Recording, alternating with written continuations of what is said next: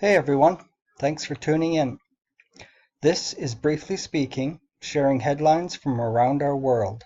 Let's explore what's happening now. World's 26 richest own same as poorest half of humanity, Oxfam. A new report from the charity, published ahead of the World Economic Forum in Davos, also found that billionaires around the world saw their combined fortunes grow by $2.5 billion each day in 2018. Davos, Switzerland. The world's 26 richest people own the same wealth as the poorest half of humanity, Oxfam said Monday, urging governments to hike taxes on the wealthy to fight soaring inequality. A new report from the charity, published ahead of the World Economic Forum in Davos, also found that billionaires around the world saw their combined fortunes grow by $2.5 billion each day in 2018. The world's richest man, Amazon CEO Jeff Bezos, saw his fortune increase to $112 billion last year, Oxfam said, pointing out that just 1% of his wealth was the equivalent of the entire health budget of Ethiopia, a country of 105 million people. The 3.8 billion people at the bottom of the scale, meanwhile, saw their wealth decline by 11% last year, Oxfam said, stressing that the growing gap between rich and poor was undermining the fight against poverty, damaging economies, and fueling public anger. Next up, we have a report out of Israel. In rare move, Israel confirms attacking Iran forces in Syria. Jerusalem. In an extraordinary statement, the Israeli military confirmed early Monday that it attacked Iranian military targets in Syria, hours after carrying out a rare daylight air raid near the Damascus International Airport. The statement was issued hours after Israeli missile defenses intercepted an incoming missile over the Golan Heights in the wake of the airport raid. We have started striking Iranian Quds targets in Syrian territory, the military statement said. We warned the Syrian armed forces against attempting to harm Israeli forces or territory. Until now, Israel has largely refrained from public admissions of its covert military operations in neighboring Syria in order to avoid large-scale involvement in the 8-year civil war. The Syrian military said Israel carried out intensive airstrikes with successive waves of guided missiles shortly after 1 a.m., but added that Syrian air defenses destroyed most of the missiles before they reached their targets. Next up, we have a story out of Mexico. Mexico's plan to stop fuel theft under scrutiny after blast kills 79. A blast at a gasoline pipeline in Mexico that killed at least 79 people has put renewed attention on the government's strategy to stop fuel theft, with some relatives saying fuel shortages stemming from the plan led victims to risk their lives. Fuel thieves punctured the Tula-Tupan pipeline a few miles from one of Mexico's main refineries on Friday. Up to 800 people flocked to fill plastic containers from the 7-meter or 23 feet high gasoline geyser that ensued, officials say. A couple of hours later, it erupted in flames in a powerful explosion.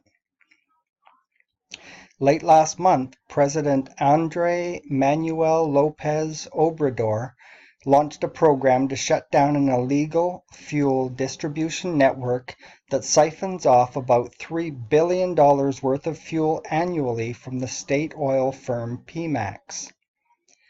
The plan, which called for shutting pipelines targeted by thieves, led to widespread gasoline shortages in central Mexico this month, including in Hidalgo, north of Mexico City.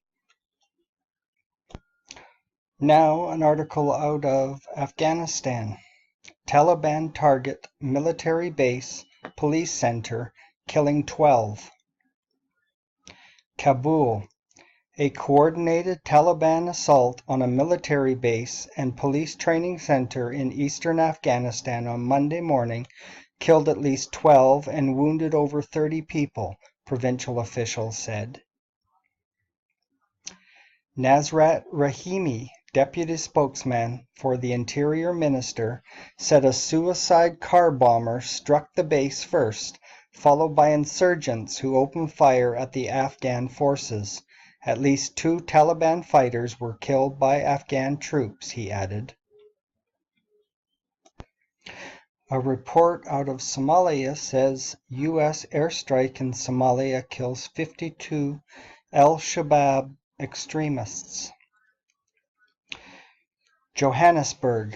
The U.S. military on Saturday said it had carried out its deadliest airstrike in Somalia in months, killing 52 al-Shabaab extremists after a large group mounted an attack on Somali forces.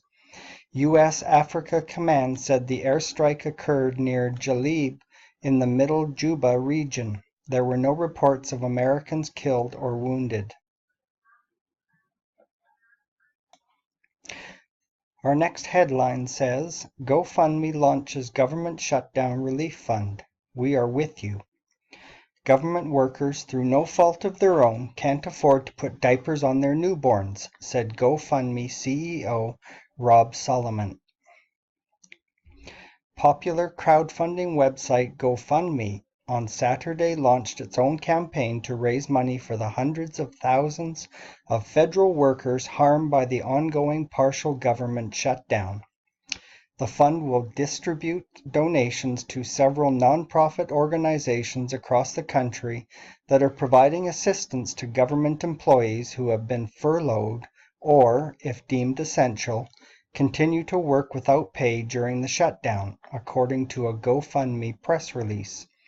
Government workers, through no fault of their own, can't afford to put diapers on their newborns, GoFundMe CEO Rob Solomon said in a statement Saturday. Employees of the most powerful nation in the world are being forced to work without pay and line up at diaper or food banks. It makes no sense. As of Sunday morning, the fund had raised over $35,000 of its $50,000 goal. GoFundMe matched a $10,000 donation from author and speaker Deepak Chopra, according to the group's press release. To finish up on a lighter note, and just in case you missed this, giant snowman gives would-be vandal instant karma. An oversized snowman in Kentucky doled out some instant karma to a would-be vandal who discovered the hard way that its base was on a tree stump. Petersburg resident Cody Lutz said he built the 9-foot snowman in his yard with his fiancée Lucy and his future sister-in-law during the weekend. Lutz said he and his co-designers decided to build the base of the snowman on a large tree stump in their front yard to give it some extra stability. Lutz said he noticed some tire tracks in his yard a few days after the snowman was erected. The tracks indicate someone tried to drive through the snowman but was stopped by the stump. Instant karma, Lutz told WXIX-TV. It's hilarious. You know, what goes around comes around. In good ways and bad ways. So I guess everyone learns a valuable lesson here from Frosty. And that's it for this time around.